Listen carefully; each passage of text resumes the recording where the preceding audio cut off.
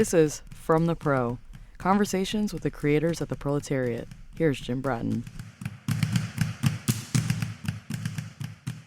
Today, we're talking to Bret McCormick. Thanks, Bret, for joining us. Thank you, Jim. And this is the Proletariat Podcast. We're coming to you live from the Proletariat. You can hear a little bit of the Proletariat sounds in the background. We're on the, just so you have a sense of our perspective, those of you that have been to the Proletariat, we're on the stage that sort of looks around at everything in the Proletariat.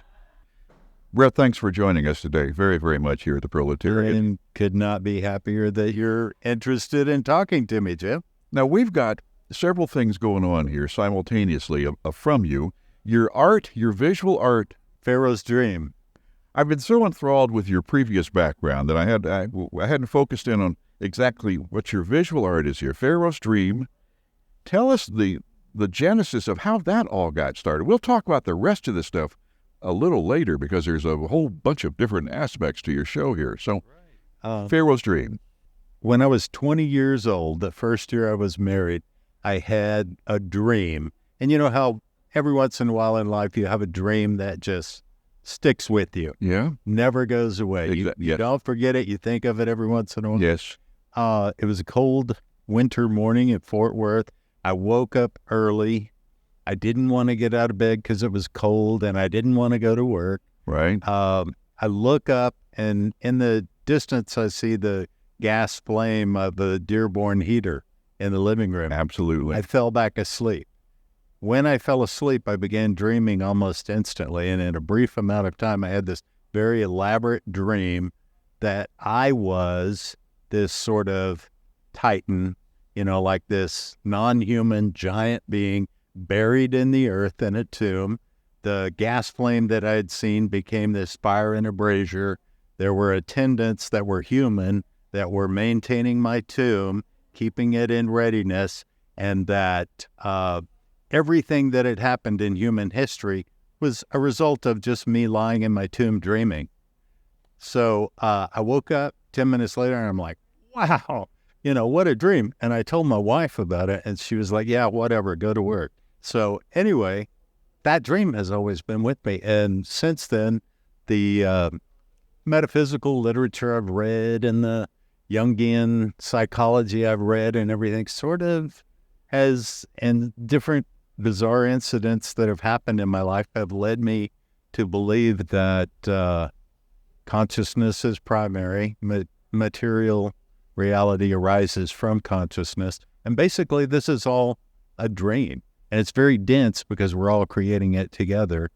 What we agree upon becomes very solid. Well, that comes to be, yes, it is not far from the analogy of that whether we really exist or not, or exist simply as a dream. Yeah. In our own cumulative intellect. Exactly, yeah. What a dream to have. When you're how old? I was 20. Number one, I mean, you're not a kid anymore. No, so I'm 65 now. It's been 45 years ago. Do you just think about the dream, or have you had the dream again? I haven't had that dream again. No, that's a dream that I had once, but it just really stayed with me. To have a dream that you have that much recall of is just amazing to me. Oh, all right. So there's your motivation of Pharaoh's Dream. Yeah. And so a lot of my artwork has a sort of whimsical, dreamlike message behind it. The names that I give to some of my paintings add a layer of, you know, maybe like a punchline to it or whatever, or put a different spin on it. Yeah. I really believe that the aspect of consciousness that we would call God is good-natured and has a sense of humor. And I think that shows up in life all the time if we allow it to. Or we can block it out if we want to put our blinders on and think life is drudgery, you know? So all of my artwork, all of my writing, my films, all of that has a sort of innate sense of humor to it that just kind of built into whatever the storyline or whatever the picture might be.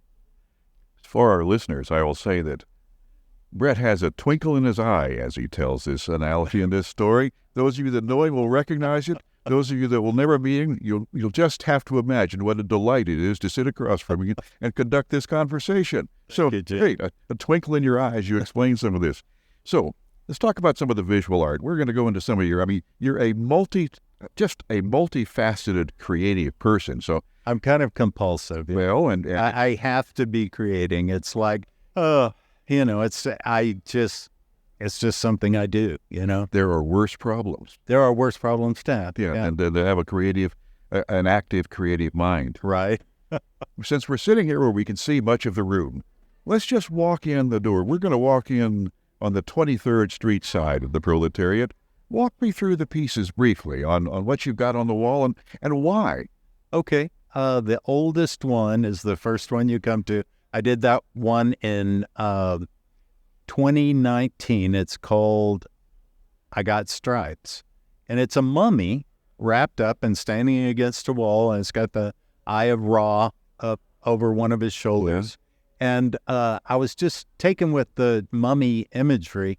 And at that time in 2019, I was volunteering for a place that would have these monthly art exhibits, and each one would have a theme. And usually the theme was derived from a popular song. A theme derived from a popular song. So this song by Johnny Cash called I Got Stripes was the theme of this art exhibit. And I did this painting of a mummy. He's got stripes because the cloth wrapped all around him creates this striped effect. And it was just me being silly and whimsical. But I still had that on hand when a year and a half ago I asked Becky if I could have an exhibition here. And she said, sure, if you wait until July of 2024. And I said, okay, let's do it. So she had commented that she kind of liked that picture. So I took that as inspiration to give everything a sort of Egyptian feel. And we called the collective the Pharaoh's Dream, which I kind of derived from my own dream that I had years ago, that all of this is happening in some otherworldly character's mind.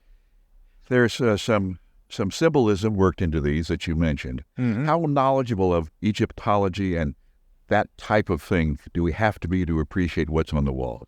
I cannot say I'm knowledgeable at all, other than I have books of Egyptian art that I enjoy looking at. I started loving Egyptian art when I was in 4th grade at Poly Elementary in Fort Worth, Texas. Oh. Mrs. Bradford taught us about Egypt, and I fell in love with it then, and I've been enjoying it ever since. But I certainly am not an expert on any aspect of it. I just am drawn to the imagery. Now that we've gone to the to the lack of intellectual depth that you're speaking. So it sounds like what you intend is for people to enjoy, look inside themselves, and have a great time when they look at your visuals. Right. And I think both our creativity and our enjoyment of other people's creativity often is happening on a subconscious level. I think so. And that's sort of my approach to it. You're willing to offer an unguided tour on this then, basically, where whoever's looking at your exhibit walks through and creates their own internal tour of it. Is that sort of where you're going with this? Well, sure. Yeah. Now that we've talked about the unguided, let's go back to the guided. Let's go back to the guided. Okay, the second one is called Tourists. Yeah. And that is a scene from Monument Valley in Arizona. Yeah. Which is an actual place and an actual column of stone that they tell us was left by ancient glacier movement, but I don't know if it was or not. But in the sky over this landmark is a flying saucer. So the idea is the tourists are here examining the planet. Exactly. The beetle / is that a scarab / That's a scarab. Now that one is a real hodgepodge piece. It's a textured piece. It's called Egyptian graffiti. And to catch your eye, it's got this very colorful scarab with rainbow-colored wings and everything. It's got an Eye of Horus. It's got an Ankh. But then in hieroglyphics on one side, playing off of the whole graffiti thing, is the phrase Ramesses rules. Ramesses, of course, was a pharaoh of Egypt. Yes. And someone has scratched out rules and written under that sucks. But this is all in hieroglyphics, so unless you could read hieroglyphics, you won't know that.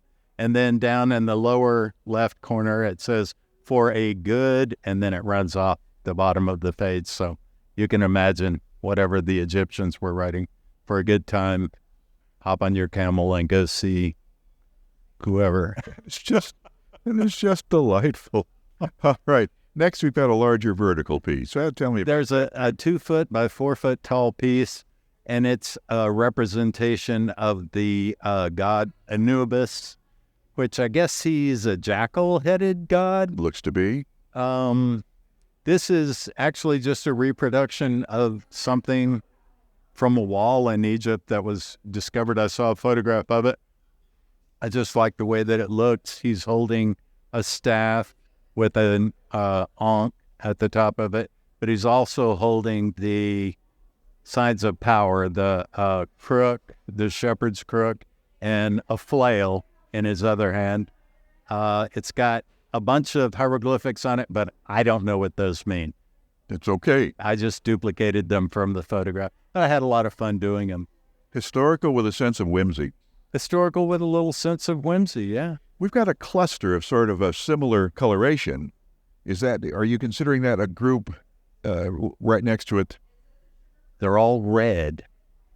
Becky and I were hanging these pieces, and she said, I like the idea of grouping all the red ones together. And they are very bright, and I think she was right, and the others play off to either side of that. But I have what I call my shadow boxes, and these are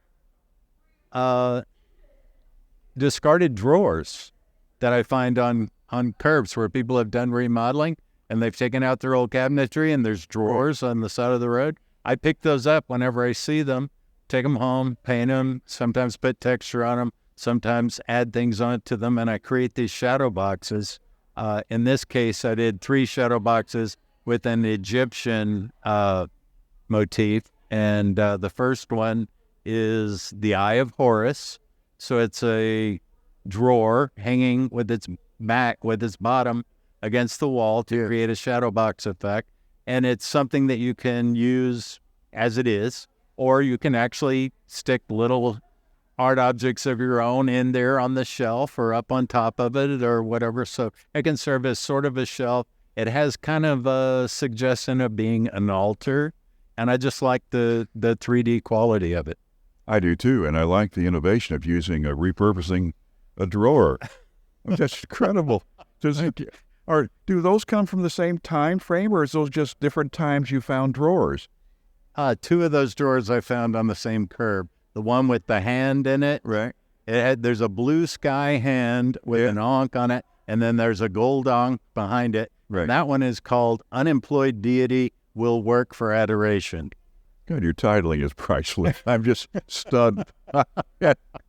All right. The one at the top, that's an image of Hathor, who was sort of a very powerful Egyptian goddess. I don't know why I'm drawn to her. I think of her, she may not be, but in my mind, she's sort of similar to Kali, the Indian goddess. That's sort of a fierce goddess. That's the way I imagine her anyway.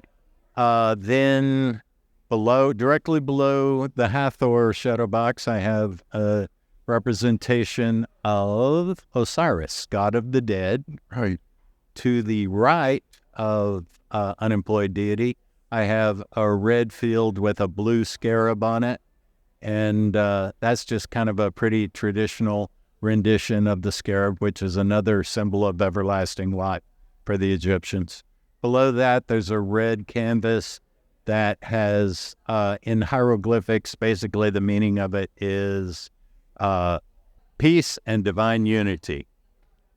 You know, I'm there's a lot of pauses on my part because I'm envisioning how to create wall space at our place for a number of your pieces here. They're very intriguing.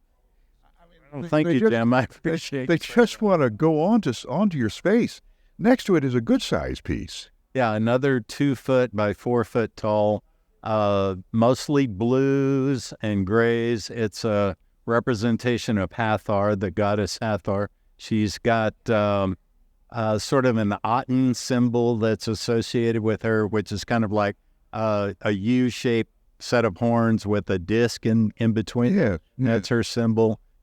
She's very voluptuous. She always has a snake in her left hand that's coiled around her wrist. And I always draw her without pupils or irises. She just has white, glowing eyes, because that's the way I think of her, as more of an energy entity rather than a flesh and blood thing. What a great way to make that distinction. Scarab next to it. Yeah, that's my scarab number 2. I really like scarab imagery. I would have done a bunch of them, but I thought I can't have more than 3 scarabs. So I was sitting in my garage thinking, what should I do? I got this probably 20 by 24 canvas, something like that. And I just happened to glance over and I saw this pile of leftover Christmas wrap. And one of them was a gold foil wrap. So I started tearing the gold foil into bits and patching it together and gluing them together onto the canvas. And then I painted the scarab on top of that. So the background is sort of a tarnished gold look that really catches the light. A lot of people have commented on it. And I think the effect just wasn't something I planned. It just kind of spontaneously happened. I think it came off pretty well. Adjacent to that is a piece that jumps back to the, in general look, to the second piece here. Right. That's another Monument Valley scene. It's an actual scene from Monument Valley that I painted. But in this case, there are pyramids in Monument Valley. So in the background, you can see 3 pyramids, as if Monument Valley in Arizona had pyramids at some time, or will have pyramids at some time. That is not out of the question. And one more that's behind the post that I could barely see. Okay, that's another tall, narrow one.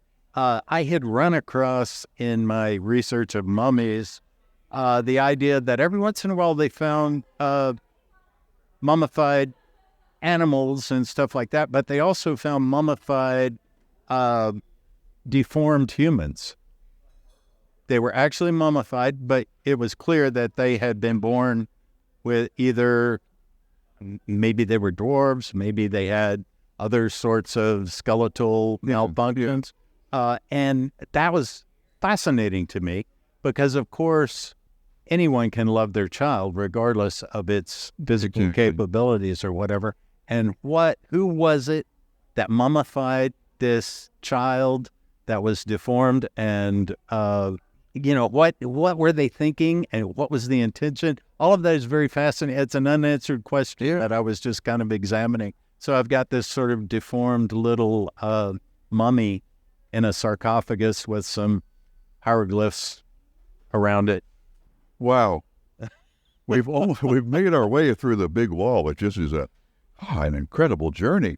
To our listeners, take your time when you walk past that wall. Wow. Above our newly established THC wing at the Proletariat, we've got a couple of pieces. Yeah, the first one, the yellow board, this was just a shelf or something that I found on a curb. Yeah. And I painted it yellow, and then I put some streaks of red paint that looks like drying blood. And then I put a purple sort of ghostly, semi-human looking head. And the name of it is AI Has No Blood in the Game. God, that's incredible too. Your titling of these pieces is as intriguing as the work is almost, And you've got one more, a little bit different over there. I have a 3D piece that looks like a skull and a femur and some cloth sort of sticking out of the ground as if they've been unearthed. And it's called Holy Relic.